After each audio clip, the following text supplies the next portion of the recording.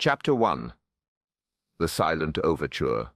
The autumn of 1935 had draped London in a golden mist, and Hercule Poirot, ever meticulous, adjusted his lapel as he stepped from the chauffeured car onto the gravel drive of Harrow Hall. The estate, a sprawling Georgian masterpiece owned by Lady Beatrice Harrow, glowed under the twilight, its windows reflecting the last rays of a fading sun. Poirot had been summoned not for a crime, at least not yet, but for a musicale, an event promising the debut of a rare composition, The Melody of the Moon by the elusive Victor Maurel. The invitation, penned in Lady Harrow's elegant hand, had intrigued Poirot's orderly mind, for it hinted at a mystery beneath the notes. "Mon ami," Poirot murmured to himself, stroking his moustache. "Music. It is like the human heart. It hides as much as it reveals." He ascended the marble steps, his patent leather shoes clicking rhythmically, and was ushered into the grand foyer by a butler whose demeanor was as stiff as his starched collar.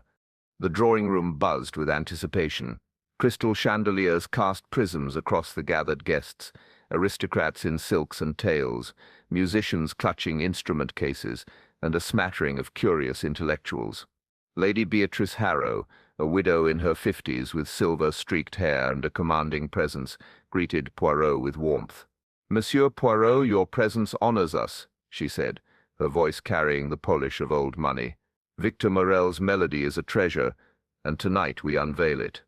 Poirot bowed. "Madam, the pleasure is mine. A new composition by Maurel. It is a rare event. Non?" His grey eyes, sharp as ever, scanned the room. Maurel himself, now in his 70s, and famously reclusive, stood near a fireplace, his gaunt frame stooped, but his eyes bright with a secretive gleam. Beside him, a young woman with auburn curls, introduced as Sophie Lane, a pianist, fidgeted with her gloves, her gaze darting nervously. The violinist Clara Beaumont, a striking figure in emerald satin, commanded attention as she laughed too loudly at a jest from Edmund Vale, the conductor. Vale, with his boyish charm and slicked-back hair, seemed to revel in the spotlight, though Poirot noted a flicker of unease in his smile. A historian, Dr. Felix Morton, lingered near a bookcase, his spectacles glinting as he studied the guests with scholarly detachment. And then there was the stranger, a man in a plain suit, introduced vaguely as Mr. Grayson, who hovered at the room's edge, his eyes fixed on Maurel. Dinner was a lavish affair, with pheasant and claret served under the watchful eyes of ancestral portraits. Conversation flowed, but Poirot's little grey cells were at work. Lady Harrow spoke passionately of Maurel's genius, explaining that The Melody of the Moon was his final work, composed a decade ago and locked away until now. "It is said to hold a message," she confided, though Victor refuses to elaborate. Maurel, seated to her left, offered only a cryptic smile, his fingers tracing invisible notes on the tablecloth. "Clara Beaumont," her voice edged with bitterness, remarked. "Victor's melodies always had secrets. Some of us paid dearly to learn them." Her words drew a sharp glance from Vale, who swiftly changed the subject to the evening's performance. Sophie Lane remained silent, her fork trembling slightly, while Dr. Morton mused aloud about musical cryptography, earning a dismissive snort from Grayson. As dessert was cleared, Lady Harrow rose, clapping for attention. "To the music room, my friends, for the unveiling." The guests followed, their murmurs rising like a crescendo. The music room, with its polished parquet floor and gilt-framed mirrors, was dominated by a grand piano and a music stand bearing a leather portfolio. Lady Harrow opened it, her smile radiant, then froze. The portfolio was empty. The sheet music for The Melody of the Moon was gone. A gasp rippled through the room. "Impossible," Lady Harrow exclaimed. "It was here this afternoon under lock and key." The butler confirmed the room had been secured. Accessible only to trusted staff, Poirot stepped forward, his calm demeanor a contrast to the growing panic. "Madame, permit me to examine the scene, s'il vous plaît." The music stand revealed no signs of forced entry. The lock on the portfolio was intact, yet the pages had vanished. Poirot's eyes narrowed as he surveyed the guests. Clara's face was a mask of shock, but her fingers twitched. Vale's charm faltered. his jaw tight. Sophie Lane clutched her shawl, her eyes wide with fear. Morel, oddly serene, muttered, "The melody always finds a way to hide." Dr. Morton adjusted his spectacles, while Grayson slipped to the back, his expression unreadable. Poirot knelt, inspecting the floor.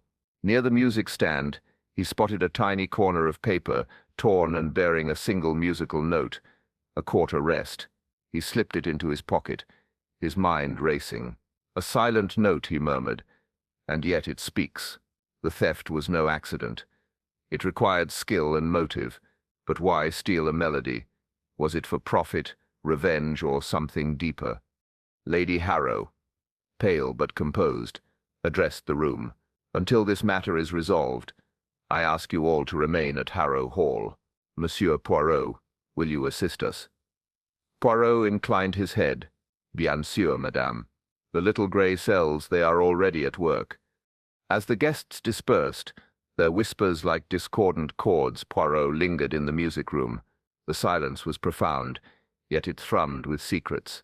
He recalled Lady Harrow's words about a message in the melody. Could the score conceal a code, a confession or a map?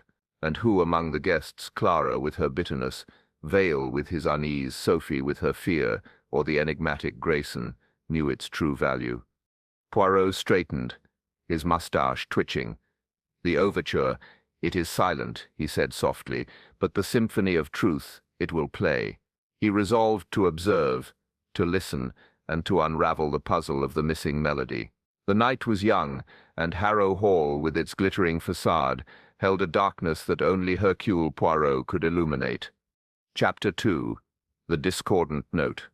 The morning after the musicale's abrupt halt, Hercule Poirot sat in the morning room of Harrow Hall, his breakfast untouched save for a perfectly poured cup of tisane.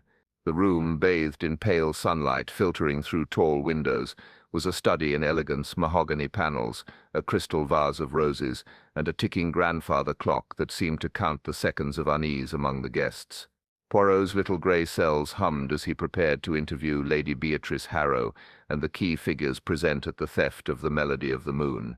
The torn page corner, bearing a single quarter rest, rested in his pocket, a silent clue to a noisy crime. "Mon Dieu," Poirot murmured, adjusting his cufflinks. "A melody stolen is like a story without words. Its absence speaks volumes." He had requested Lady Harrow join him first, and she entered with the grace of a woman accustomed to command, though her eyes betrayed a flicker of distress. "Monsieur Poirot," she began, settling into a velvet chair, "this theft is a scandal. That score was Victor Morel's masterpiece, a gift to me for safekeeping. Its loss is personal." Her voice trembled slightly, and Poirot noted the weight of her words. He leaned forward, his gaze steady. "Madame, tell me of this Melody of the Moon. Its history, its significance." Tout. Lady Harrow explained that Victor Morel, once a celebrated composer, had retreated from public life a decade ago after a scandal involving a lost patron. The Melody of the Moon, his final work, was rumored to encode a message, perhaps a confession or a dedication. "Victor entrusted it to me," she said, "locked in that portfolio. Only I had the key." Poirot's moustache twitched. And yet the locket was not forced. Someone, they knew precisely how to open it. He produced the torn page corner, watching her reaction. Lady Harrow's eyes widened, but she shook her head. "I've never seen that before. It must have been torn during the theft. It must have been torn during the theft." Leaving her to summon the butler, Poirot pondered. The portfolio's lock suggested an inside job, but Lady Harrow's distress seemed genuine. The butler, a dour man named Perkins, confirmed the music room had been locked all day, accessible only to him, the housekeeper, and Lady Harrow. "No one entered, sir," he insisted, though his eyes darted nervously. Poirot dismissed him, noting the man's unease for later scrutiny. Next, Poirot summoned Clara Beaumont, the volatile violinist whose sharp tongue had cut through last night's dinner. She swept in, her emerald gown replaced by a tailored day dress, her dark eyes flashing defiance. "Monsieur Poirot." "I have no time for games," she snapped, tossing her hair. I didn't steal the score. I'm a performer, not a thief.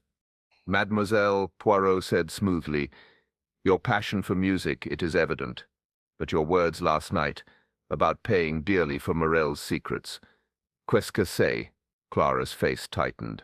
She admitted to a rivalry with Morel years ago, when he publicly criticized her technique, costing her a prestigious engagement. I despised him, she said, but I wouldn't stoop to theft. That score means nothing to me. Poirot observed her clenched fists. And yet you were near the music room before dinner, non? Poirot hesitated, then claimed she was merely admiring the piano. Her evasiveness was a discordant note, and Poirot filed it away. Edmund Vale, the charming conductor, entered next, his smile as polished as his shoes. Monsieur Poirot, this is all a dreadful misunderstanding, he said, leaning casually against the fireplace. The score will turn up. Perhaps a servant misplaced it. Poirot raised an eyebrow. Misplaced, Monsieur Vale. In a locked portfolio. C'est curieux. He pressed Vale about his connection to Morel, learning that Vale had been Morel's protégé until a falling out over artistic differences 5 years prior. Victor was a tyrant, Vale admitted. His charm slipping. He demanded perfection. But I moved on. Why would I steal his work? Poirot noted Vale's quick deflection and asked about his whereabouts during the musicale's preparations. Vale claimed to have been rehearsing with the orchestra, but a slight flush on his neck suggested otherwise. Sophie Lane, the young pianist, was the last to be interviewed. She entered timidly, her auburn curls framing a pale face. Monsieur Poirot, I don't know anything, she stammered, avoiding his gaze. Poirot's gentle tone coaxed her to speak, and she admitted to admiring Morel's work but claimed no knowledge of the theft. When shown the torn page corner, her hands trembled. I've never seen it, she whispered, but her eyes lingered on the paper. As Sophie left, Poirot returned to the music room, determined to re-examine the scene. The room was as he remembered, grand piano gleaming, music stand empty, mirrors reflecting his own meticulous figure. Kneeling by the stand, he inspected the floor again and found a faint scuff mark near the piano, as if someone had moved hastily. He traced the mark to a rug, lifting it to reveal a tiny speck of ink, likely from a pen used to annotate music. Standing, Poirot's mind raced. The torn page corner, the intact lock, the ink speck, these were fragments of a larger score. The theft was no impulsive act. It required knowledge of the portfolio and the room's security. But why was the melody's rumored message? A confession, a code, or something else, the true prize? And why tear a page, leaving a clue behind? Poirot recalled Clara's bitterness, Vale's unease, and Sophie's fear. Each had a connection to Morel, each a potential motive. Lady Harrow's personal attachment to the score suggested a deeper stake, perhaps tied to her late husband or the Harrow family. And then there was Grayson, the mysterious stranger whose silence at dinner had been louder than words. As he left the music room, Poirot overheard a heated exchange in the corridor. Clara's voice, sharp and low, accused someone, Vale perhaps, of knowing too much. The words cut off as footsteps approached, and Poirot stepped back, blending into the shadows. The discord among the guests was palpable, like a note played out of tune. Eh bien, Poirot mused. The melody, it is gone, but its echo remains. The little grey cells, they will find the truth. He resolved to probe deeper into Morel's past, and the guests' secrets, certain that the theft was not about music alone, but a vendetta, a hidden truth waiting to be played. Chapter 3. The Vanishing Virtuoso. The second day at Harrow Hall dawned with a drizzle that cloaked the estate in a melancholic haze, mirroring the unease that lingered among its occupants. Hercule Poirot, impeccably dressed despite the early hour, stood at the window of his guest room, gazing at the manicured gardens below. His mind, however, was not on the roses but on Victor Morel, the enigmatic composer whose Melody of the Moon had vanished like a note cut short. Poirot's little grey cells churned, piecing together the torn page corner, the ink speck, and the heated whispers he had overheard between Clara Beaumont and Edmund Vale. Today he resolved to confront Morel himself, the virtuoso whose silence seemed to hold as many secrets as his music. Mon ami, Poirot murmured, adjusting his tie. The composer, he is the key to the score, perhaps to the crime itself. He descended the grand staircase, his cane tapping rhythmically, and requested the butler Perkins to arrange a meeting with Morel. Perkins, still visibly rattled from yesterday's questioning, informed Poirot that Morel rarely left his quarters, but had agreed to see him in the East Wing at 10 o'clock. The East Wing of Harrow Hall was a quieter realm, its corridors lined with faded tapestries and portraits of Harrow ancestors. Morel's door, heavy oak with a brass knocker, stood at the end of a dimly lit hall. Poirot knocked, and a faint, reedy voice called, "Enter." Inside, the room was a study in contrasts. A grand four-poster bed clashed with a cluttered desk strewn with papers, quills, and inkwells. Victor Morel, frail and stooped, sat in an armchair by a fire, his white hair haloed by the morning light. His eyes, sharp despite his age, fixed on Poirot with a mix of curiosity and wariness. "Monsieur Morel," Poirot began, bowing slightly, "it is an honor to meet the creator of such melodies. But I am here, hélas, not for music, but for a mystery." Morel's lips twitched almost a smile. "The stolen score," he said, his voice like dry parchment. "I expected you'd come, Monsieur Poirot, but I know nothing of its theft. I am an old man retired from the world's dramas." Poirot seated himself, his gaze steady. "Monsieur, you claim no knowledge, yet your Melody of the Moon is no ordinary composition. Lady Harrow speaks of a message within it. Qu'est-ce qu'elle sait?" Morel's hands, gnarled but steady, folded in his lap. "A fancy of Beatrice's," he said dismissively. "The melody is music, nothing more. Its loss is a pity, but I am beyond such vanities." The composer's nonchalance struck a false note. Poirot's eyes wandered to the desk where sheets of paper bore musical staves interspersed with numbers and symbols, unlike any conventional score. "These sketches," he said, gesturing. "They are curious, non? Not music, but a cipher, perhaps?" Morel's expression hardened, and he rose with surprising agility to cover the papers. "Private musings," he snapped. "They are nothing to do with the theft." Poirot noted the defensive gesture, but pressed gently. Monsieur, the thief knew precisely what to take. The portfolio's lock was picked, a page torn. Someone valued your melody or its secret. Greatly. Morel sank back into his chair, his gaze distant. "People see secrets where there are only notes," he muttered. "I wrote the melody for Beatrice, for her husband, long ago. Let it stay lost." The mention of Lady Harrow's late husband, Sir Reginald, piqued Poirot's interest, but before he could probe further, a soft knock interrupted. A maid, a young woman with wide eyes and a nervous curtsy, entered to deliver fresh towels. As she turned to leave, Poirot seized the moment. "Mademoiselle, a word, s'il vous plaît. You work in this wing, oui? Did you see anyone near Monsieur Morel's room the night of the musicale?" The maid, whose name was Ellen, hesitated, glancing at Morel. I shouldn't speak out of turn, sir," she stammered. Poirot's gentle smile reassured her. "You help only the truth, mon enfant." Ellen lowered her voice. "That night, sir, I was tidying the hall after dinner. I saw a shadow, someone moving quick-like near this door. Couldn't see their face, but they wore a dark coat. I thought it odd, but I didn't dare follow." Morel's face remained impassive, but his fingers tightened on the armrest. Poirot thanked Ellen, dismissing her with a nod. The maid's tale of a shadowy figure was a new chord in the mystery, suggesting someone had targeted Morel's quarters, perhaps seeking the sketches or other clues to the melody's secret. "Monsieur Morel," Poirot said, rising, "your melody, it draws shadows even now. If you know more, it is wise to speak." Morel waved a hand dismissively. "You'll chase phantoms, Monsieur Poirot. Leave an old man to his peace." But his eyes, flickering toward the desk, betrayed a restless mind. Poirot bowed and withdrew, his thoughts racing. The sketches, with their numbers and symbols, were no mere musings. They hinted at a code, perhaps the very message Lady Harrow believed the melody held, and the shadowy figure, Clara, Vale, Sophie, or the mysterious Grayson suggested a deliberate act, not a chance theft.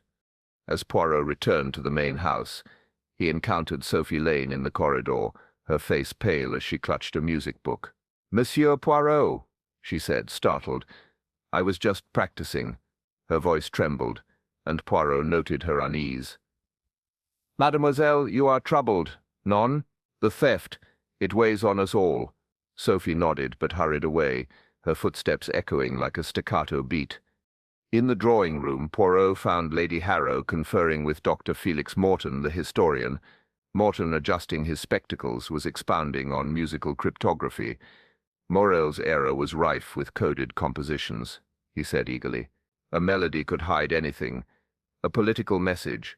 A treasure map. Lady Harrow sighed.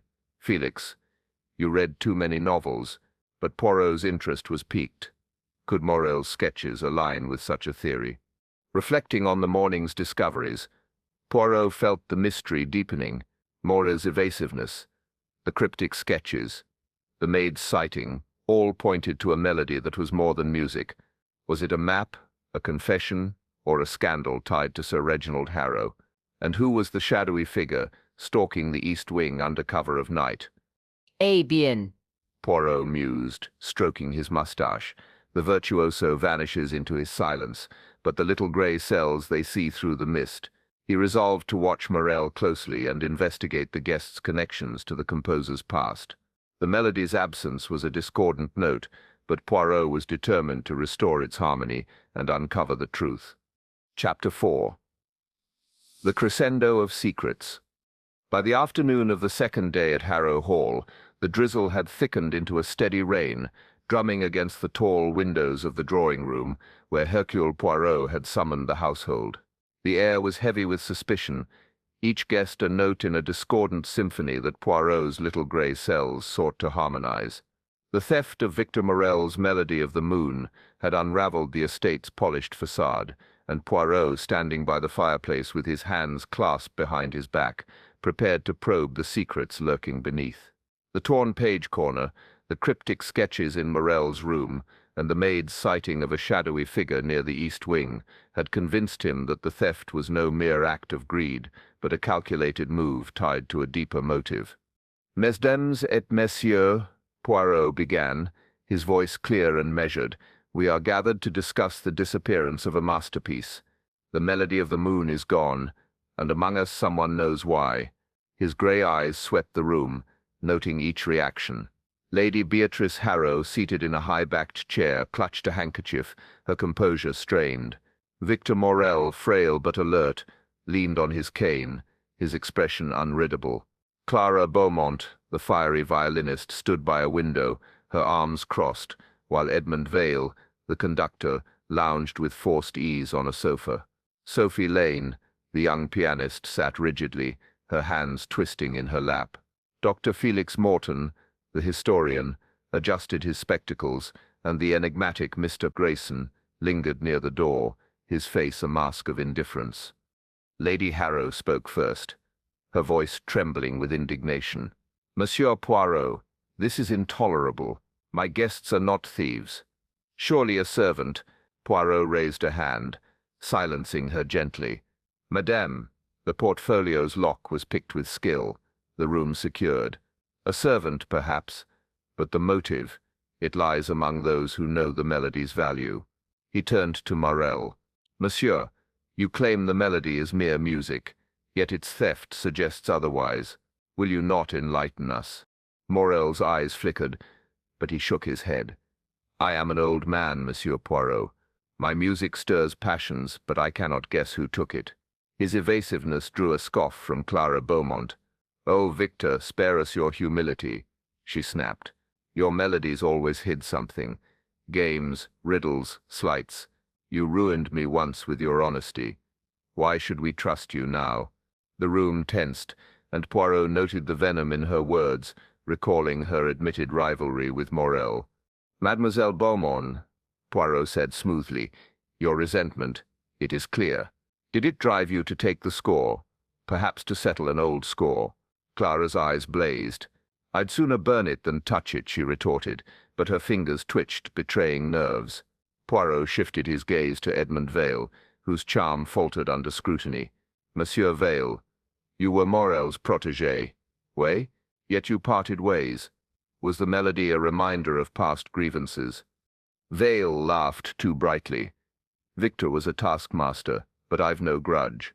I was rehearsing when the theft occurred. Ask the orchestra." His quick alibi rang hollow, and Poirot made a mental note to verify it. He turned to Sophie Lane, whose pale face seemed to shrink under his gaze. "Mademoiselle Lane, you are quiet, non. Yet you admire Morel's work. Did you perhaps see something the night of the musicale?" Sophie's voice was barely audible. I was practicing, Monsieur Poirot. I saw nothing." Her eyes darted to Clara, then away, and Poirot sensed fear beneath her words. Dr. Morton, eager to contribute, interjected. "Musical scores have long hidden secrets, codes, maps. Perhaps the thief sought more than art." Grayson, silent until now, snorted softly, drawing Poirot's attention. "Monsieur Grayson, you are a stranger here," Poirot said. "What brings you to Harrow Hall, and why so silent?" Grayson's voice was low, clipped. "I'm a collector of rare manuscripts. Lady Harrow invited me to hear the melody. I've no interest in your squabbles." His detachment was too practiced, and Poirot marked him as one to watch. The questioning continued, but no one confessed, and the guests' accusations grew sharper. Clara hinted at Vale's shady dealings in London, while Vale suggested Sophie's nervousness hid guilt. Sophie, near tears, protested her innocence, and Morel remained maddeningly aloof. As the session ended, Poirot lingered, observing the guests' departures. Clara stormed out, Vale trailing her with a murmured word. Sophie slipped away quietly, while Grayson paused at the threshold, glancing back at Morel. Lady Harrow approached Poirot, her face drawn. "Monsieur, this is tearing us apart." "Find the truth, I beg you." Poirot bowed. "Madame, the truth. It is like a melody. It emerges in time." Alone, Poirot reflected on the crescendo of secrets revealed. Clara's bitterness, Vale's defensiveness, Sophie's fear, Grayson's opacity, each was a thread in a tangled score. Morel's silence, too, was telling. His cryptic sketches suggested a hidden message in the melody, perhaps tied to Lady Harrow's late husband, Sir Reginald, as Morel had hinted. The guests' tensions pointed to personal vendettas, not mere theft for profit. Seeking fresh perspective, Poirot returned to the music room, its silence now a challenge. He examined the piano, the music stand, the mirrors reflecting his own meticulous figure. Near the stand, he noticed a faint scratch on the parquet floor, overlooked before, as if something heavy had been dragged briefly. Kneeling, he found a single bead, small and black, like those adorning a woman's gown, Clara's perhaps, or Sophie's. He pocketed it, his mind racing. The bead, the scratch, the torn page corner, these were fragments of a puzzle. The thief had acted with precision, but their motive remained elusive. Was the melody a map, as Morton suggested, or a confession, as Lady Harrow believed? And why had Morel, the virtuoso, retreated into silence, guarding his sketches like a secret score? As Poirot left the music room, he overheard a hushed exchange in the hall, Sophie's voice trembling, pleading with someone unseen. "I didn't mean to hear it," she said. "Please don't tell." The other voice, low and indistinct, cut off as footsteps approached. Poirot stepped back, blending into the shadows, his suspicions sharpening. "Eh bien," he murmured, stroking his mustache. "The secrets, they rise like a crescendo. The little grey cells, they will find the conductor of this crime." He resolved to probe the guests' pasts further, particularly their ties to Morel and Sir Reginald. The melody was gone, but its echo reverberated through Harrow Hall, and Poirot was determined to follow its trail. Chapter 5. The Stolen Refrain. The third morning at Harrow Hall greeted Hercule Poirot with a sky cleared of rain, but the atmosphere within the estate remained clouded with suspicion. The theft of Victor Morel's Melody of the Moon had woven a web of distrust among the guests, and Poirot, sipping his morning tisane in the quiet of the morning room, felt the weight of the puzzle pressing upon his little grey cells.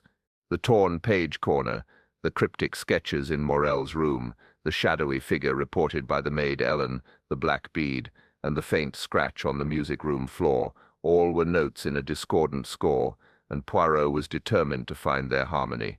Today he would return to the scene of the crime, the music-room, to uncover what secrets it still held. "Mon Dieu," Poirot murmured, adjusting his pristine waistcoat. "The crime. It is like a refrain. It repeats its motif, if one listens closely."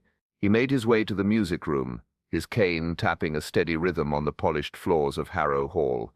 The room, bathed in soft morning light, was as elegant as ever. The grand piano gleamed, the music stand stood empty, and the mirrors reflected Poirot's meticulous figure. But beneath its beauty, the room whispered of intrusion. Poirot began with the portfolio's lock, which had held the stolen score. Kneeling with a small magnifying glass, he examined it closely.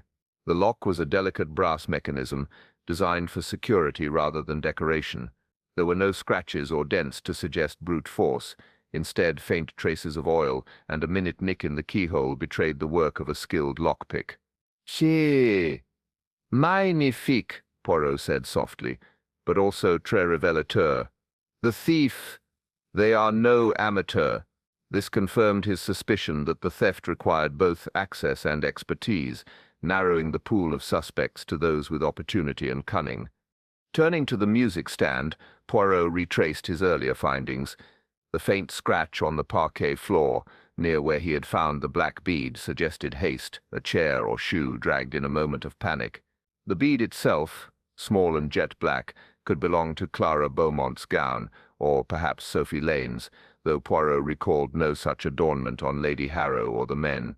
He pocketed the magnifying glass and moved to the grand piano, its ebony surface reflecting the room like a dark mirror.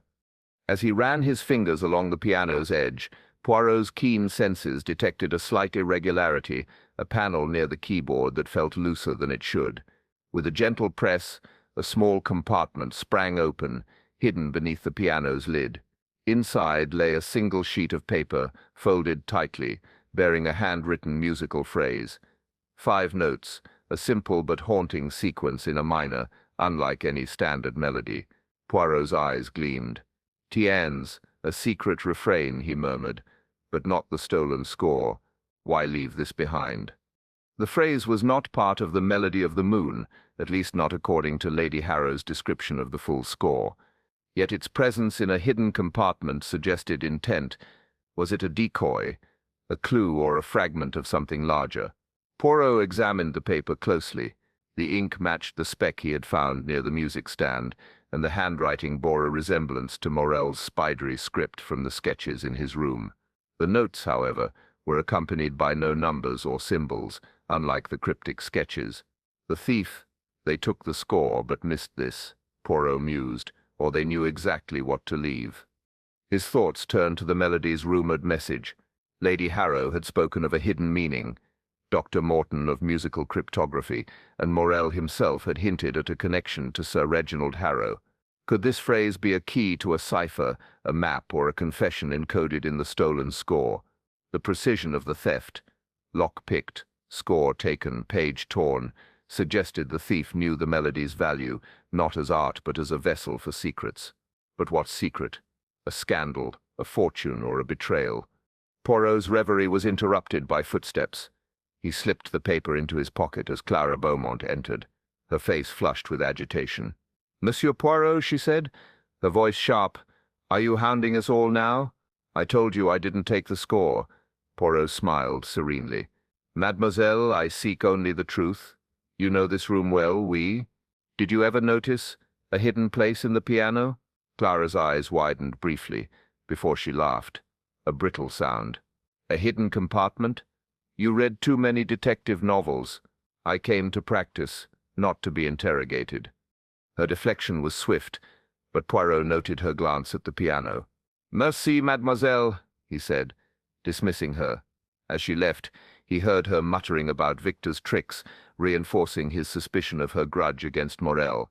Could Clara have known of the compartment, perhaps from her time studying with Morel years ago?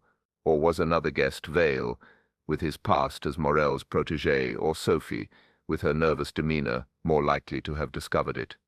Poirot returned to the hidden compartment, checking for further clues, but found none. The piano's interior was pristine, its strings taut, its wood unmarred. Yet the discovery of the musical phrase was a breakthrough, a note that did not belong yet resonated with the mystery. He resolved to compare it to Morel's sketches and to press the composer further about the melody's secrets. As he left the music room, Poirot encountered the butler, Perkins, carrying a tray of tea. "Monsieur Perkins," Poirot said, "the music room, it is much admired. Has anyone requested access to it since the theft?"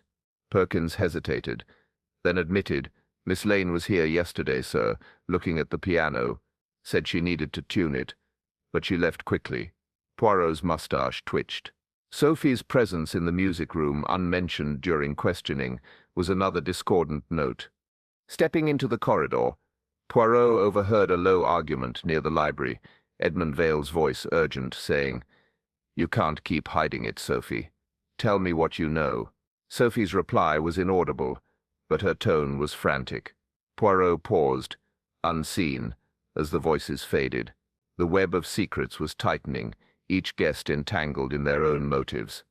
Bien, Poirot murmured. The refrain, "It is stolen, but its echo remains," the little grey cells. They will find the composer of this crime. He resolved to investigate Sophie's actions further and to confront Morel about the hidden phrase. The melody's cipher, if it existed, was the key, and Poirot was determined to play its final note. Chapter 6. The Phantom Chord. The third night at Harrow Hall was restless, the wind howling through the estate's ancient eaves as if mourning the lost melody of the moon. Hercule Poirot, unable to sleep, sat in his room, his notebook open under the soft glow of a lamp.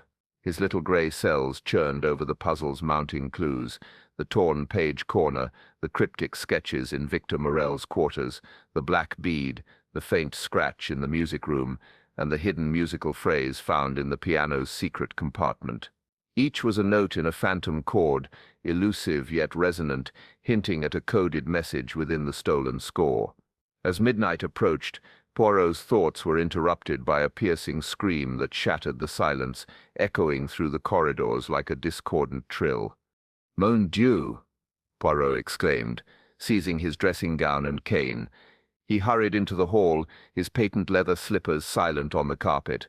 The scream had come from the west wing near the library, and as he approached, he saw a flicker of light under the heavy oak door.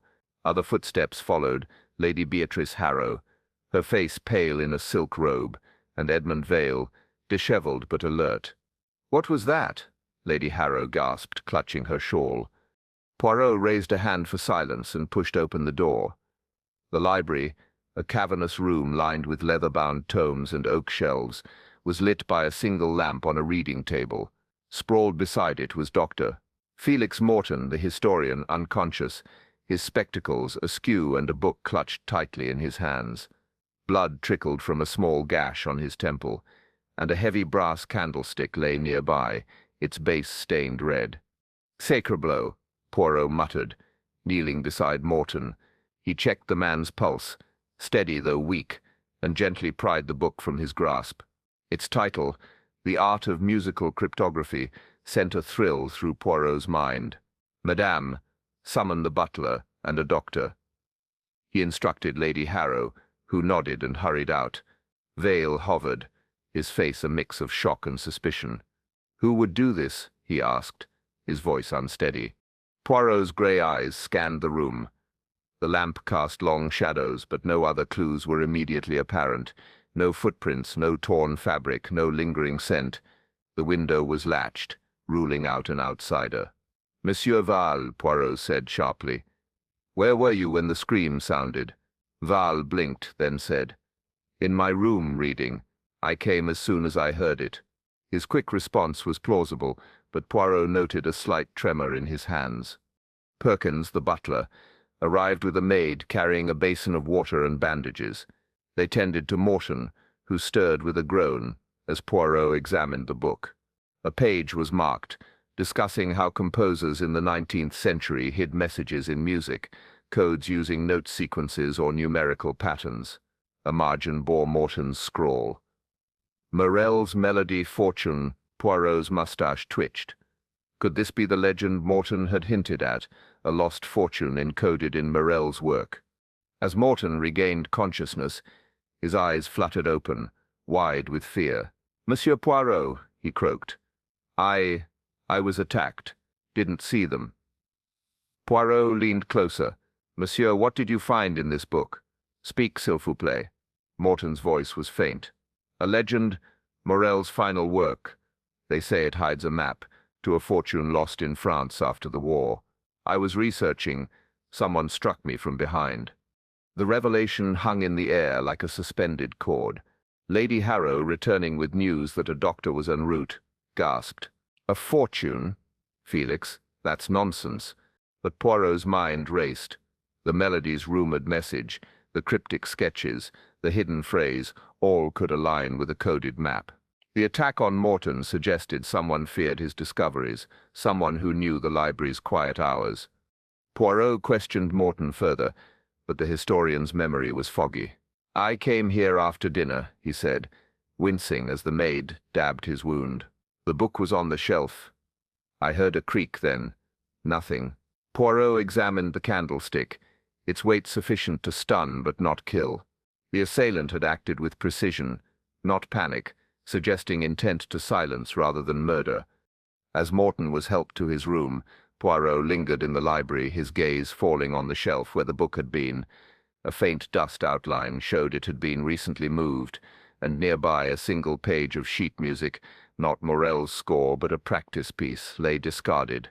Poirot pocketed it, noting its creased corner similar to the torn fragment from the music room. "Tiens," he murmured. "The phantom chord plays again." He turned to Vale, who had remained watching silently. "Monsieur, you are fond of music." "Non. Did you ever study cryptography with Morel?" Vale's smile was strained. "Victor taught me notes, not codes. I'm no scholar like Morton." His deflection was smooth, but Poirot sensed unease. As Vale left, Poirot overheard Clara Beaumont's voice in the hall, sharp with agitation. "Edmund, what's happened now?" The familiarity in her tone suggested a closer bond than admitted. Alone, Poirot reflected on the night's events. Morton's attack was no coincidence. His research into musical cryptography threatened the thief's motive. The legend of a lost fortune, if true, explained the melody's value. Clara's bitterness, Vale's secrecy, Sophie's fear, or Grayson's mysterious presence could all stem from greed or desperation. Yet Morel's silence, guarding his sketches, hinted at a personal stake, perhaps tied to Sir Reginald Harrow, as earlier clues suggested. Poirot examined the library window again, confirming it was locked from within. The assailant was among the household, someone who knew Morton's habits and the library's seclusion. The creased sheet music, the candlestick, the book's marginal note, these were new notes in the score, but the melody's cipher remained elusive. As he left the library, Poirot encountered Sophie Lane, her face pale in the dim corridor light. "Monsieur Poirot," she whispered. "Is Dr. Morton—" Poirot reassured her, but her trembling hands caught his eye. "Mademoiselle, you are awake late, non? The library, do you visit it often?" Sophie shook her head too quickly. I was in my room. I heard the scream." Her eyes avoided his, and she hurried away. "Eh bien," Poirot mused, stroking his moustache. "The chord is phantom, but its echo is real. The little grey cells, they will find its source." He resolved to press Morton for more details, and to investigate the fortune legend further, suspecting it held the key to the thief's identity. The melody's absence was a haunting refrain, but Poirot was determined to restore its truth. Chapter 7. The Tempo of Treachery. The fourth morning at Harrow Hall broke with a deceptive calm, the sun casting long shadows across the estate's manicured lawns. Hercule Poirot, seated at a small table in the conservatory, sipped his tisane, his mind orchestrating the symphony of clues that had emerged since the theft of Victor Morel's Melody of the Moon. The torn page corner, the hidden musical phrase in the piano, the cryptic sketches in Morel's room, the black bead, the attack on Dr. Felix Morton, and the legend of a lost fortune encoded in the score, all pulsed like a treacherous tempo, driving Poirot's little grey cells to uncover the thief's motive. Today he resolved to probe the estate's undercurrents, suspecting that personal ties, not just greed, fueled the crime. Mon Dieu, Poirot murmured, adjusting his cufflinks. Treachery. It moves like a dance. One must follow its steps. His thoughts lingered on Clara Beaumont, whose bitterness towards Morel and sharp exchanges with Edmund Vale hinted at deeper entanglements. The black bead, possibly from her gown, and her presence in the music room before the theft made her a focal point. To test her, Poirot devised a subtle trap, but first he needed to explore the estate's less visible corners. He sought out Perkins, the butler, in the servants' hall, where the staff bustled with morning duties. "Monsieur Perkins," Poirot said, his tone genial. "The groundskeeper, he has access to all rooms. Oui, I wish to speak with him." Perkins, ever formal, nodded. "That'd be Tom Reed, sir. He's tending the rose garden now." Poirot thanked him, and strolled outside, his cane tapping a rhythm on the gravel path. Tom Reed, a burly man in his 30s with weathered hands, was pruning roses near the east wing. His guarded expression softened under Poirot's disarming smile. "Monsieur Reed, you know the music room, non? Did you enter it the day of the musicale?" Reed shook his head. "I've a key, sir, but I was fixing a gate all afternoon. Never went near the house." His voice was steady, but Poirot noted a slight flush on his neck. "Pressing gently?" Poirot asked. "And Mademoiselle Beaumont, do you know her well?" Reed's eyes flickered, and he hesitated before muttering, "Seen her about, sir. She likes the gardens." The evasion was a false note, and Poirot's suspicions sharpened. Thanking Reed, he returned to the house, detouring through the East Wing's service corridor. There, he encountered Ellen, the maid who had reported the shadowy figure near Morel's room. "Mademoiselle Ellen," he said, "have you seen Mademoiselle Beaumont with anyone unusual?" Ellen blushed, glancing around. "I shouldn't say, sir, but I saw Miss Beaumont with Tom Reed late one evening by the stables. They were close, like—" Her voice dropped to a whisper. "She gave him something, paper maybe." Poirot's moustache twitched. A secret affair between Clara and the groundskeeper who had access to the music room was a revelation. Could Clara have used Reed to steal the score, leveraging his loyalty or love? To test this theory, Poirot orchestrated a subtle ruse. He asked Lady Harrow to announce at luncheon that a new clue had been found in the music room, hinting at a witness who saw someone near the piano. "Say nothing specific, madam," he instructed. "But observe Mademoiselle Beaumont." Lady Harrow, though puzzled, agreed, and at luncheon she delivered the news with practiced calm. The guests reacted predictably. Vale feigned indifference, Sophie Lane paled, Morel remained silent, and Grayson's eyes narrowed. Clara, however, spilled her wine, her laugh too sharp. "A witness, how convenient," she said, but her gaze darted to the door. After the meal, Poirot lingered near the service corridor, hidden by a tapestry. As expected, Clara slipped out, heading toward the gardens. Following at a distance, he saw her meet Reed behind a hedge, their voices low but urgent. "Tom, did you talk?" Clara hissed. "They're saying someone saw us." Reed's reply was gruff. "I said nothing, Clara. You told me to take the paper, and I did. Burned it, like you said." Clara's voice softened, almost pleading. "Keep quiet, Tom. For me." Poirot stepped back, his mind racing. Reed's words, "take the paper," suggested he had handled the score, or part of it, at Clara's behest. But why burn it? Was Clara destroying evidence, or was the burned paper unrelated to the melody? The fragment Poirot had found in the music room, with its torn corner, hadn't been burned, ruling out a connection there. Yet Clara's obsession with Morel, admitted during questioning, and her affair with Reed pointed to a motive, perhaps revenge, or a bid to claim the rumoured fortune Morton had uncovered. Returning to the house, Poirot sought Dr. Morton, now recovering in his room. The historian, his temple bandaged, was eager to talk.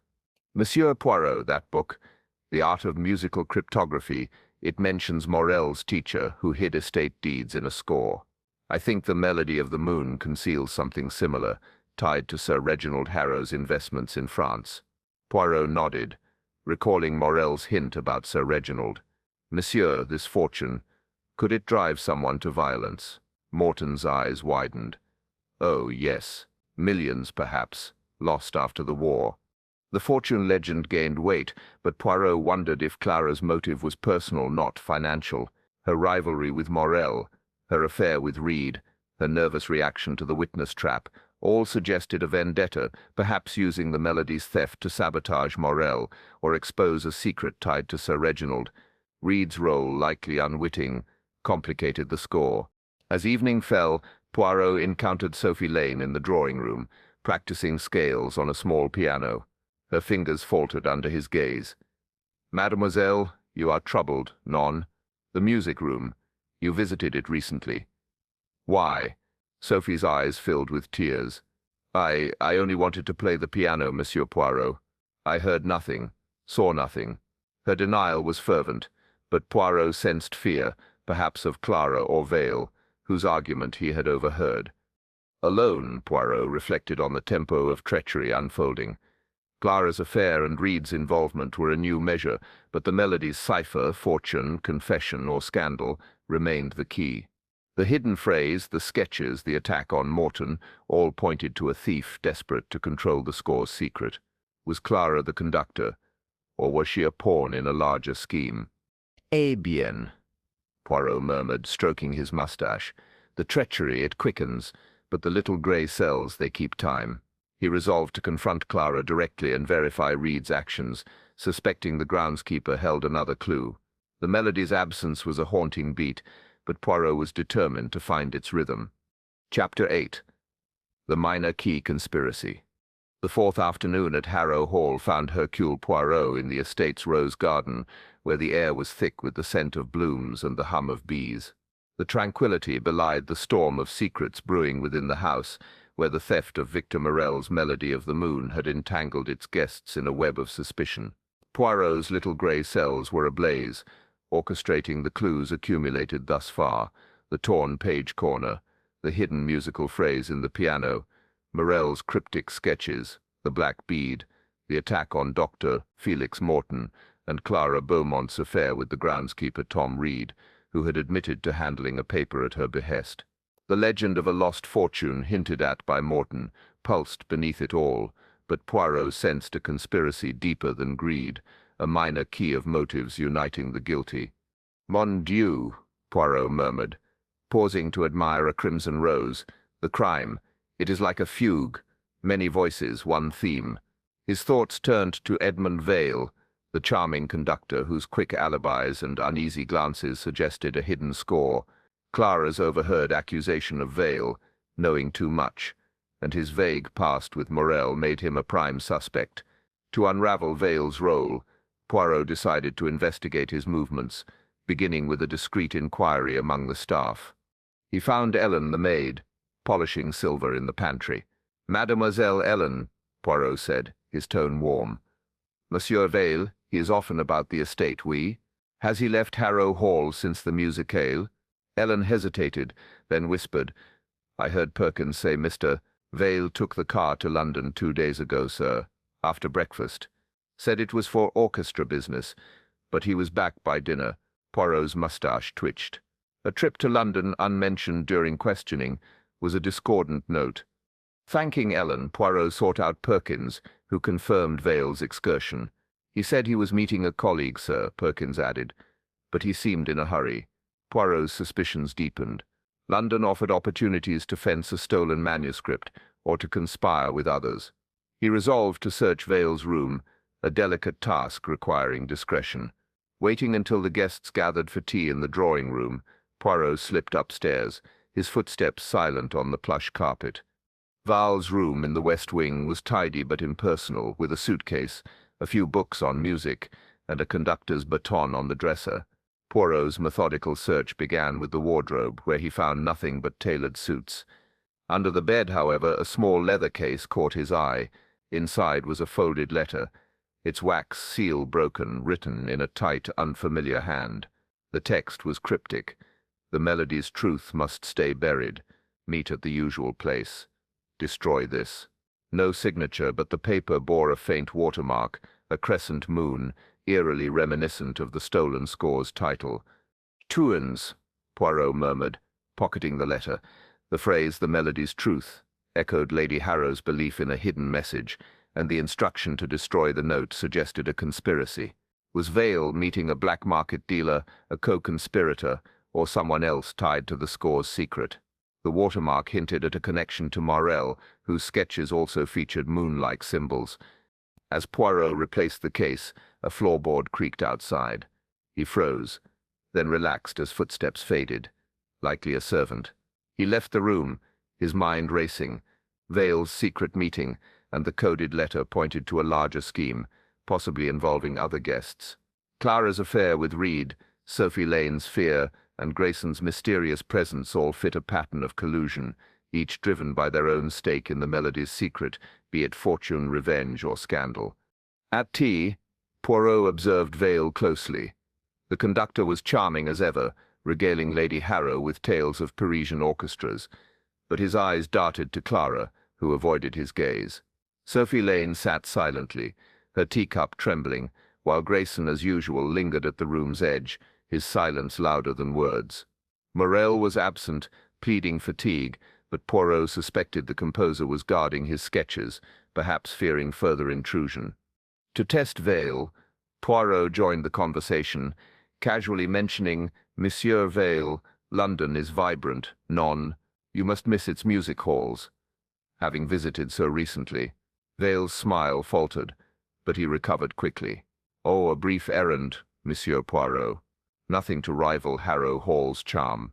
His nonchalance was practiced, but Clara's sharp glance at him suggested she knew of his trip and disapproved. Later, Poirot sought Dr. Morton, now mobile but cautious, in the library. "Monsieur, this fortune legend," Poirot said, "could it involve others beyond Morel, a dealer perhaps in rare manuscripts?" Morton nodded eagerly. "Oh yes, London's black market thrives on such treasures. Morel's score, if it hides a map, would fetch millions. I'd wager someone like Vale knows those circles. He's performed for shady patrons before." The historian's insight aligned with the letter's implications, painting Vale as a potential broker. Reflecting in the music room, Poirot examined the hidden musical phrase again, comparing it mentally to Morel's sketches. The 5 notes, simple yet haunting, might be a key to the cipher Morton described, a sequence unlocking the score's secret. The letter's crescent moon watermark and the sketch's symbols suggested a deliberate design, perhaps crafted by Morel to protect or conceal the fortune.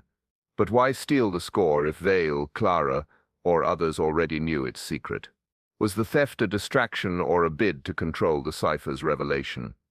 As evening fell, Poirot overheard Sophie Lane in the corridor, whispering to Lady Harrow.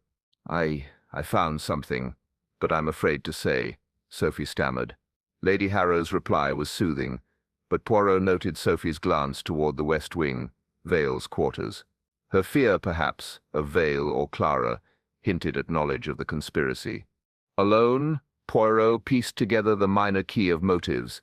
Vale's London trip and coded letter suggested a deal, possibly with a dealer or accomplice. Clara's affair with Reed implicated her in the theft, while Sophie's nervousness pointed to overheard secrets. Grayson's silence and Morel's evasiveness completed the ensemble, each playing their part in a scheme to control the melody's truth, fortune, scandal, or both. "Eh bien," Poirot murmured, stroking his moustache. "The conspiracy, it plays in a minor key, but the little grey cells, they hear its cadence." He resolved to confront Vale about the letter, and to press Sophie for what she had found, suspecting her fear held a vital clue. The melody's absence was a shadowy refrain, but Poirot was determined to illuminate its score. Chapter 9. The Staccato Alibi. The fifth morning at Harrow Hall dawned with a brittle clarity, the sun slicing through the estate's windows like a spotlight on a stage of secrets. Hercule Poirot, seated in the morning room with his tisane, reviewed the symphony of clues that had accumulated since the theft of Victor Morel's Melody of the Moon, the torn page corner, the hidden musical phrase in the piano, Morel's cryptic sketches, the black bead, the attack on Dr. Felix Morton, Clara Beaumont's affair with the groundskeeper Tom Reed, and Edmund Vale's coded letter hinting at a London conspiracy. Each note suggested a deeper motive, perhaps a fortune, a scandal, or a vendetta, but Poirot's little grey cells now turned to Sophie Lane, the timid pianist whose fear and evasiveness struck a staccato rhythm in the investigation. "Mon Dieu," Poirot murmured, polishing his spectacles. "The innocent, they tremble, but so do the guilty. Which is Mademoiselle Lane?" Her nervous glances, her presence in the music room, and her whispered admission of overhearing something troubling made her a puzzle within the puzzle. Today Poirot resolved to question her rigorously, sensing her fragility might yield a breakthrough. He found Sophie in the conservatory, seated at a small spinet, her fingers faltering over a Chopin prelude. Her auburn curls were pinned loosely, and her pale face betrayed sleepless nights. "Mademoiselle Lane," Poirot said, his tone gentle but firm, "we must speak of the musicale night. Your silence. It is loud." "None?" Sophie's hands froze on the keys, and she looked up, her eyes wide with dread. "Monsieur Poirot, I've told you, I know nothing."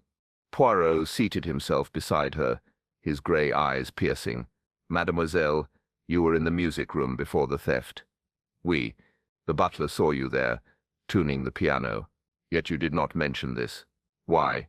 Sophie's breath hitched, and her fingers twisted in her lap. "I only checked the piano. It's my habit before a performance. I didn't see anything." Poirot produced the torn page corner from his pocket, its single quarter rest stark against the cream paper. "This, mademoiselle, was found near the music stand, and this," he held up the black bead from the music room floor. "It matches the adornments on your gown." "Non?" Sophie's face crumpled, and tears welled in her eyes. "I didn't take the score, Monsieur Poirot. I swear it. The bead. I was in the room, yes, but I didn't touch the portfolio." Her distress seemed genuine, but Poirot pressed further. "You overheard something, mademoiselle.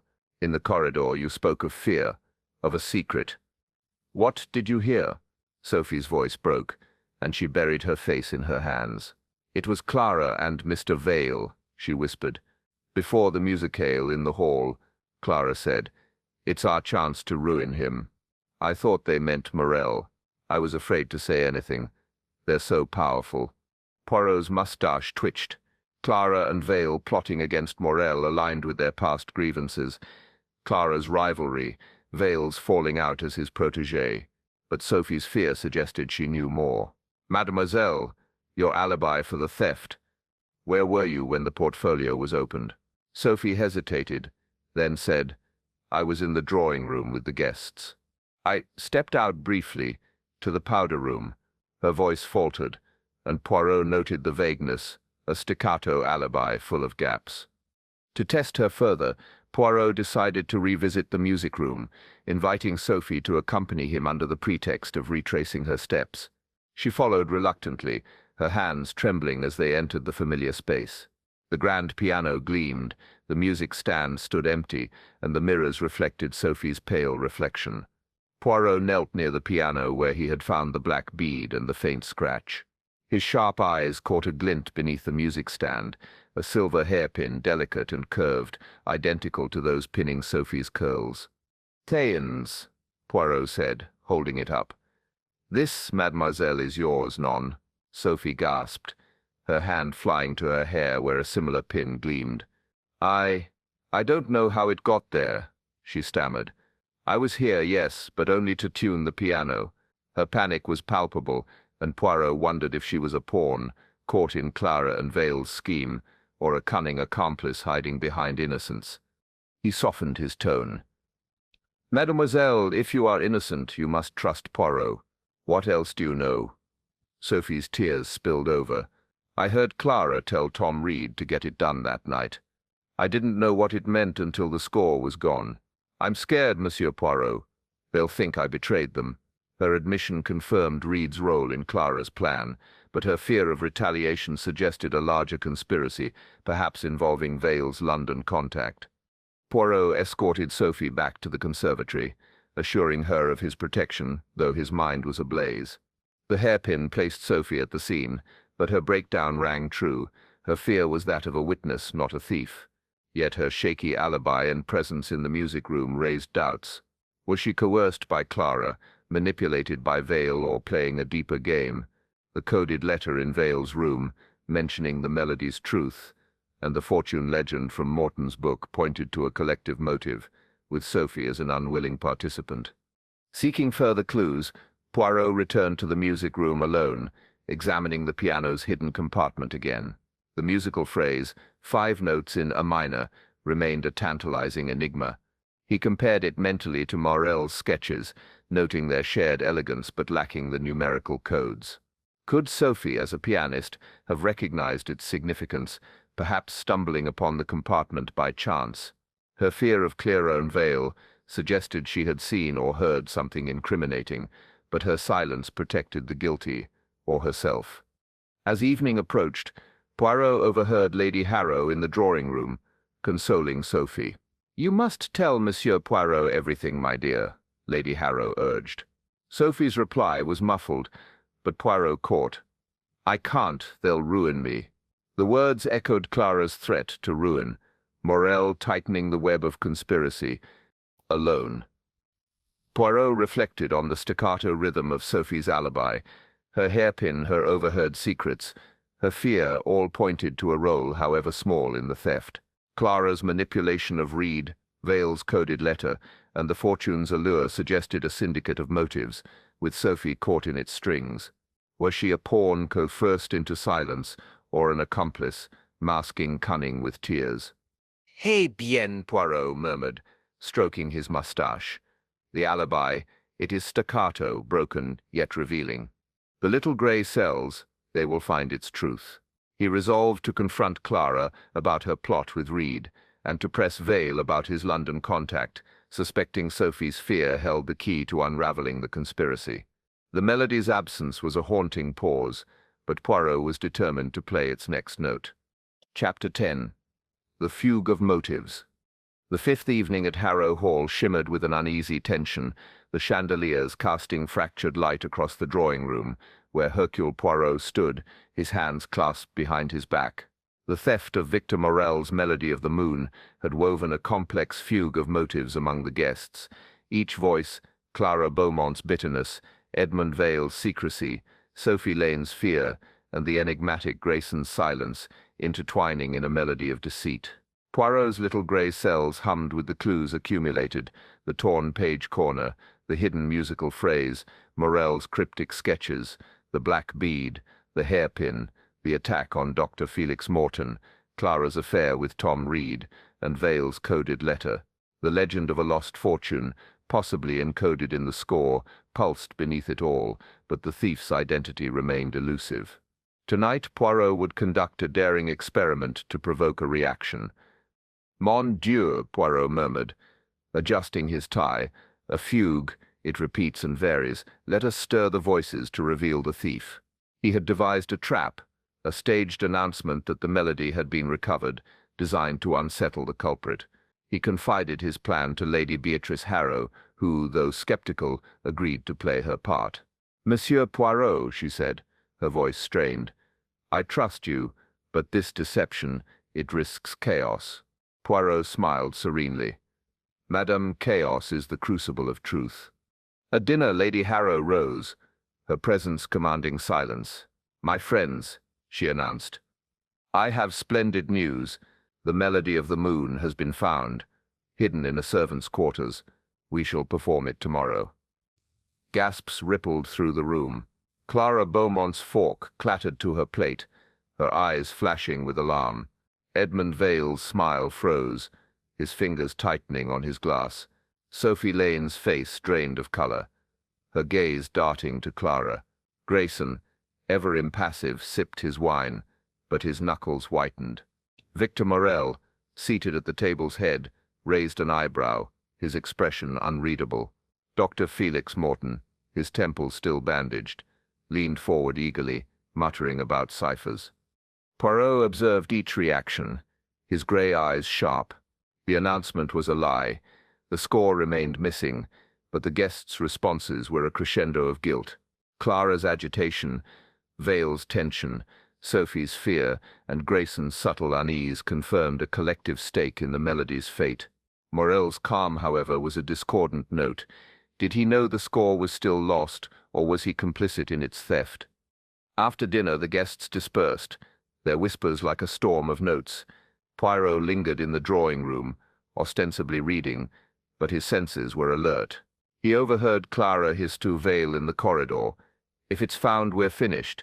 Vale's reply was low, urgent. "Stay calm. It's a bluff." Their words confirmed Poirot's suspicion of a conspiracy, but Sophie's absence and Grayson's quiet departure piqued his curiosity. He resolved to search the music room again, suspecting the thief might act under pressure. Under the guise of a late-night stroll, Poirot entered the music room, its silence now a challenge. The grand piano gleamed, the music stand empty, but the fireplace caught his eye. A faint smell of ash lingered, unusual for a room rarely used for fires. Kneeling, he sifted through the grate and found a charred fragment of paper. Its edges curled, but a few musical notes visible, written in Morel's distinctive hand. The fragment bore a single phrase, similar to the hidden piano piece, but incomplete, with a crescent moon symbol in the margin. "Tiens," Poirot murmured, pocketing the fragment. The burned paper suggested the thief had attempted to destroy the score, only to be interrupted, perhaps by the scream that led to Morton's attack. The crescent moon matched the watermark on Vale's coded letter, linking the conspiracy to Morel's designs. But why burn the score? To hide its cipher, a fortune, a scandal, or to protect someone? Poirot's thoughts were interrupted by a soft creak. He turned to see Sophie Lane at the door, her face pale, a shawl clutched tightly. "Monsieur Poirot," she whispered. I couldn't sleep. Is it true the score's found?" Her eyes were wide with fear, and Poirot sensed an opportunity. "Mademoiselle, the truth. It is close. You overheard Clara and Vale plotting. Oui? Tell me, what else do you know?" Sophie's lips trembled. "I saw Clara near the fireplace that night after dinner. She was burning something. I ran before she saw me." Sophie's revelation was a sharp note. Hawkins, Sophie's revelation was a sharp note. "Merci, mademoiselle," Poirot said, his mind racing. Clara's presence at the fireplace, combined with Reed's admission of burning a paper at her behest, pointed to her as the thief or an accomplice. The burned fragment confirmed her attempt to destroy evidence, but the interruption suggested another player in the conspiracy. Sophie's fear of Clara and Vale suggested they were orchestrating a larger scheme, perhaps tied to the fortune Morton described. Poirot escorted Sophie to her room, urging her to stay silent for her safety. Alone, he reflected on the fugue of motives unfolding. The burned fragment was a desperate act, but its survival was a clue. Clara's role seemed clear, but Vale's coded letter and London trip hinted at a broader network, perhaps Grayson, whose silence masked calculation, or even Morel, whose sketches held the cipher's key. Sophie's shaky alibi and hairpin placed her at the scene, but her fear suggested coercion, not cunning. As he returned to his room, Poirot overheard Grayson muttering to himself in the hall. "It's too late to stop it now." The words, cryptic yet ominous, tightened the web of conspiracy. The burned fragment, the crescent moon symbol, the hidden phrase, all pointed to a motive beyond greed, perhaps a scandal tied to Sir Reginald Harrow, as Morel had hinted. "Eh bien," Poirot murmured, stroking his moustache. "The motives they weave a fugue, but the little grey cells they will unravel its theme." He resolved to confront Clara about the fireplace and Vale about his London contact, while protecting Sophie from their wrath. The melody's absence was a haunting silence, but Poirot was determined to compose its truth. Chapter 11. The cadenza of truth. The sixth morning at Harrow Hall dawned with a stillness that belied the storm of secrets brewing within its walls. Hercule Poirot, seated in the conservatory with his morning tisane, felt the weight of the mystery pressing upon his little grey cells. The theft of Victor Morel's Melody of the Moon had orchestrated a complex cadenza of clues: the torn page corner, the hidden musical phrase in the piano, Morel's cryptic sketches, the black bead, the hairpin, the attack on Dr. Felix Morton, Clara Beaumont's affair with Tom Reed, Edmund Vale's coded letter, and the burned fragment found in the fireplace. Sophie Lane's revelation that Clara was burning something, combined with the legend of a fortune, had tightened the web of conspiracy. Yet Poirot sensed the Melody's true secret was not wealth but something personal, tied to the Harrow family. Today he would confront Morel, the elusive composer, to uncover the cipher's truth. "Mon Dieu," Poirot murmured, adjusting his waistcoat. The cadenza. "It is the moment of revelation. Let us hear Morel's solo." He requested a private meeting with Morel, who agreed to see him in his East Wing quarters. As Poirot navigated the quiet corridors, his cane tapping a steady rhythm, he reviewed the clues pointing to Morel's central role: his cryptic sketches, his evasiveness, and his hint about Sir Reginald Harrow, Lady Beatrice's late husband. The composer's silence was a veil, and Poirot was determined to lift it. Morel's room was as cluttered as before, papers strewn across the desk, their musical staves interwoven with numbers and crescent moon symbols. The composer, frail but sharp-eyed, sat by the fire, his hands folded over his cane. "Monsieur Poirot," Morel said, his voice dry, "you are persistent. What more can an old man tell you?" Poirot seated himself, his gaze unwavering. "Monsieur Morel, the Melody of the Moon is no mere music. You spoke of Sir Reginald, of a gift to Lady Harrow.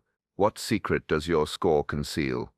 Morel's eyes flickered, and for a moment silence hung like a suspended note. Then, with a sigh, he leaned forward. "You are too clever, Monsieur Poirot. The Melody, it holds a cipher. Yes, not a fortune, as that fool Morton believes, but a confession, a family secret that could ruin Beatrice." Poirot's moustache twitched. "Continuez, s'il vous plaît." Morel's voice dropped.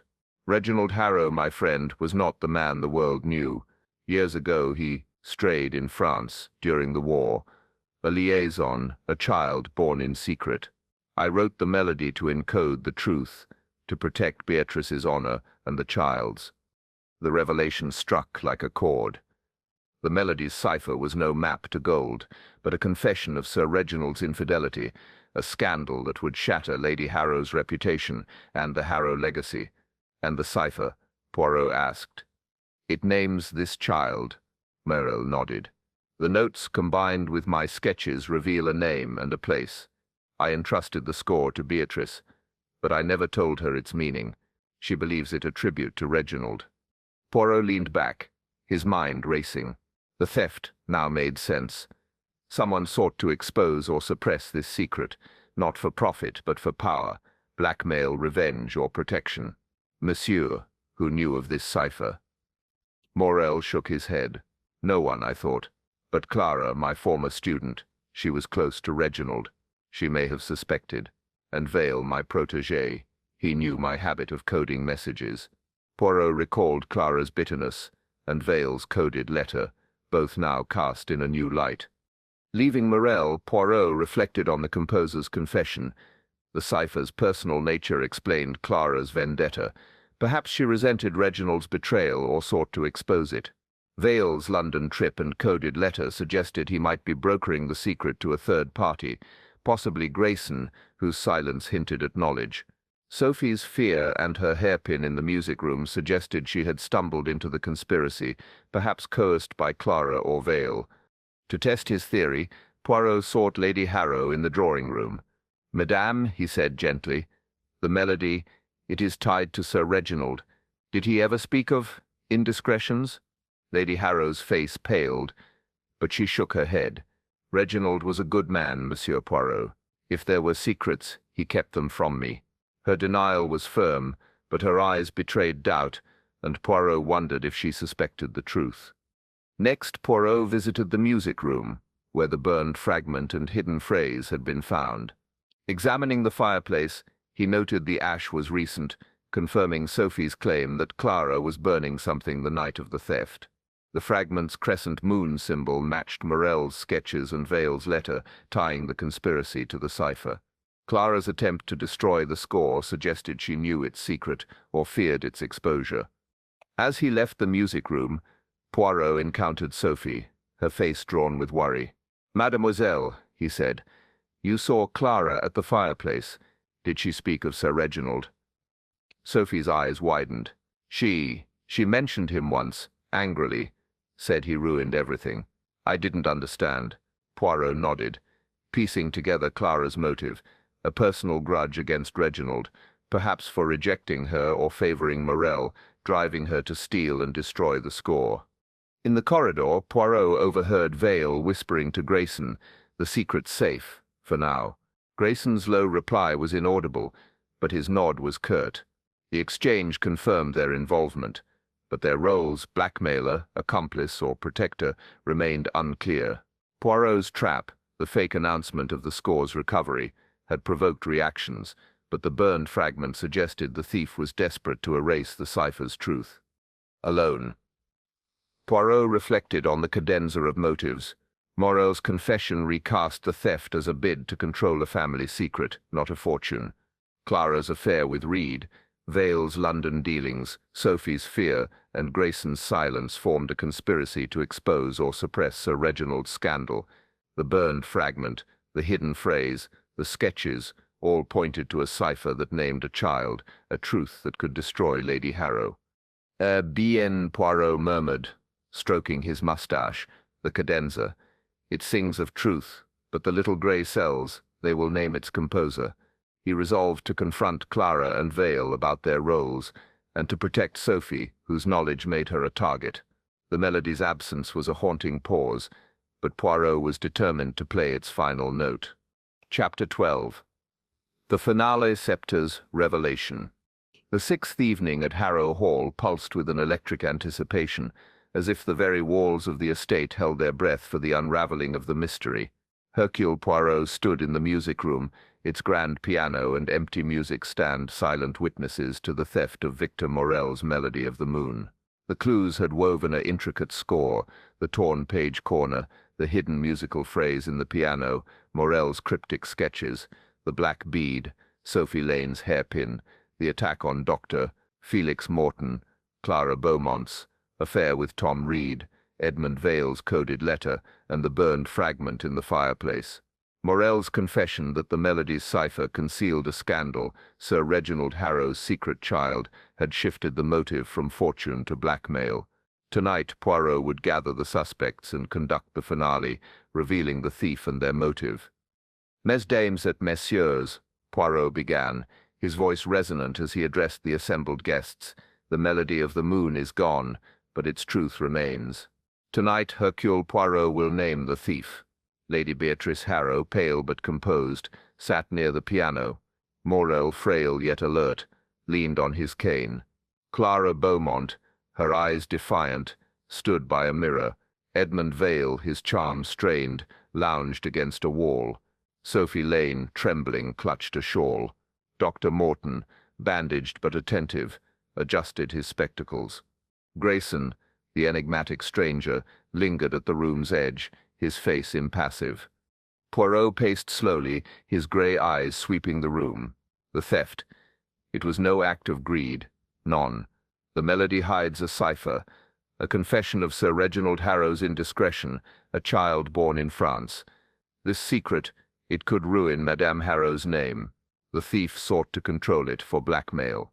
Gasps rippled through the room. Lady Harrow's hand flew to her throat, but she remained silent, her eyes fixed on Poirot. He produced the torn page corner, its quarter rest stark. This, found near the music stand, was torn in haste. The portfolio's lock, picked with skill, points to an insider. He held up the hidden musical phrase, 5 notes in R minor. This, from the piano's secret compartment, is a key to the cipher known only to Morell and one other. Finally, he revealed the burned fragment, its crescent moon symbol gleaming. This from the fireplace shows the thief tried to destroy the score, but was interrupted. Poirot turned to Clara. Mademoiselle Beaumont, your bitterness towards Morel, your affair with Tom Reed, who had a key to this room, did you steal the score to expose Sir Reginald's secret? Clara's face flushed. I despised Morel. Yes, but I didn't steal it. Tom burned a letter for me, not the score. Poirot nodded, noting her vehemence, and shifted to Vale. Monsieur Vale, your coded letter spoke of the melody's truth. Did you seek to sell the secret in London? Vale's smile faltered. I met a dealer, yes, but only to discuss music. I knew nothing of a cipher. Poirot's gaze fell on Sophie. Mademoiselle Lane, your hairpin, your fear. You overheard Clara and Vale plotting. Were you their pawn? Sophie's tears spilled. I only tuned the piano. I heard them, yes, but I didn't steal. Poirot paused, then turned to Grayson, whose silence had been a shadow. Monsieur Grayson, you are no mere collector. You knew Sir Reginald. None. Your silence hides guilt. Grayson's eyes narrowed, but he said nothing. Poirot continued, reconstructing the night. The thief entered before the musicale, picked the lock, and took the score. In haste, a page tore. Leaving this corner, the fireplace fragment shows an attempt to destroy it later, interrupted by Morton's scream. But the motive, it was blackmail to silence or shame. He faced Lady Harrow. Madame, Sir Reginald's secret was known to one who served him closely, Grayson, his former valet. The room froze. Grayson stepped forward, his voice low. You're clever, Poirot, but you've no proof. Poirot smiled. Au contraire. The crescent moon on the fragment matches your letterhead found in your room. You knew Morel's cipher from Reginald's confidences. You stole the score to blackmail Lady Harrow, to secure your silence about the child. Grayson's face tightened. Reginald owed me years of service, cast aside. The score was my leverage. Poirot explained. Grayson, aware of Morel's coded compositions, recognized the melody's value when invited to the musicale.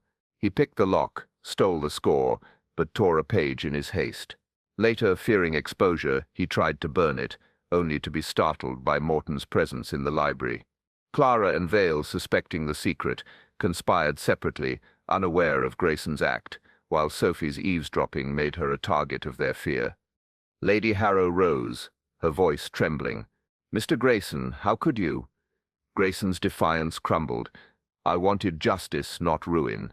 Poirot signaled Perkins, who had been alerted, to detain Grayson until the police arrived. The guests dispersed, stunned, as Poirot lingered with Morel. Monsieur, your cipher caused much pain, he said. Morel sighed. I meant to protect, not destroy. Alone, Poirot reflected on the finale's revelation. The torn corner, the hidden phrase, the burned fragment, all pointed to Grayson, whose motive was not greed but retribution. Clara's affair, Vale's dealings, and Sophie's fear were secondary voices, misled by the cipher's allure. The melody's secret, a child's existence, was a haunting note, but Poirot had restored order. Eh bien, Poirot murmured, stroking his moustache. The finale it resolves, but the heart it echoes still. He resolved to ensure Grayson faced justice and to counsel Lady Harrow on the secret's future. The melody's absence was a silent chord, but Poirot had played its truth. Chapter 13. The Encore of Justice. The seventh morning at Harrow Hall dawned with a serene clarity, the golden light streaming through the estate's windows as if to cleanse the shadows of the past week. Hercule Poirot stood in the drawing-room, his hands clasped behind his back, his little grey cells at peace after the tumultuous symphony of the Melody of the Moon mystery. The thief, Mr. Grayson, had been detained. His motive, blackmail over Sir Reginald Harrow's secret child, unravelled by Poirot's meticulous reconstruction of the crime. The torn page corner, the hidden musical phrase, the burned fragment, and Morel's cryptic sketches had all played their parts in exposing the truth. Today Poirot would ensure the melody's return and guide Lady Beatrice Harrow through the delicate aftermath, reflecting on the human motives that had orchestrated the crime. "Ah, mon Dieu," Poirot murmured, adjusting his lapel. Justice. It is the encore that restores harmony to the soul. He had requested a final gathering in the music room, where the saga had begun, to present the recovered score and resolve the lingering discord among the guests. Lady Harrow, Victor Morel, Clara Beaumont, Edmund Vale, Sophie Lane, and Dr. Felix Morton were present, their faces a mix of relief and unease. Grayson, now in police custody, was absent. His role in the drama concluded. Poirot began, his voice clear and resonant. Mesdames et messieurs, the melody of the moon has been found, hidden in Grayson's quarters, as I suspected. He produced the portfolio, its leather gleaming, and handed it to Lady Harrow, whose hands trembled as she opened it. The score, intact, save for the torn corner, lay within its notes a silent testament to the storm it had caused. "Madam, it is yours to decide its fate," Poirot said gently. Lady Harrow's eyes filled with tears. "Monsieur Poirot, you have saved more than music. But this cipher, Victor, what does it mean?" All eyes turned to Morel, who stood frail but resolute by the piano. The composer sighed, his voice heavy with regret. "Beatrice, the melody is my confession, not Reginald's. The cipher names a child, my own, born in France during the war, from a fleeting love. I hid the truth to protect her, and you from scandal. Reginald knew and urged me to keep it secret." The room fell silent, the revelation a soft chord resolving the tension. Poirot nodded, his suspicions confirmed. The cipher was not Sir Reginald's scandal, but Morel's, a personal confession encoded to shield his daughter and Lady Harrow's honor.